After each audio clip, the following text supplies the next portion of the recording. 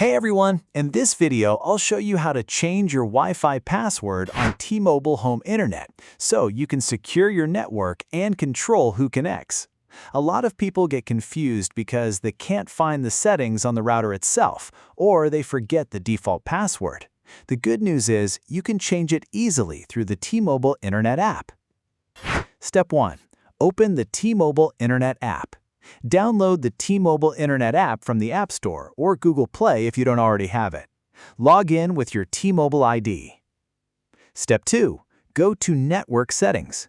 On the home screen, tap Network, then choose Wi-Fi Networks. Step 3. Edit your Wi-Fi password.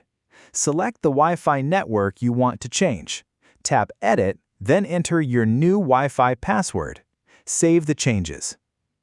Step 4. Reconnect your devices. Once the password is updated, all your devices will disconnect. Reconnect them using the new password. Important notes. Make sure your new password is strong. Use a mix of letters, numbers, and symbols. If you forget your new password, you can reset it anytime in the app. Changing your password will log everyone out, so share it only with trusted people. Thanks for watching. If this helped, hit the like button and subscribe for more T Mobile home internet tips and fixes.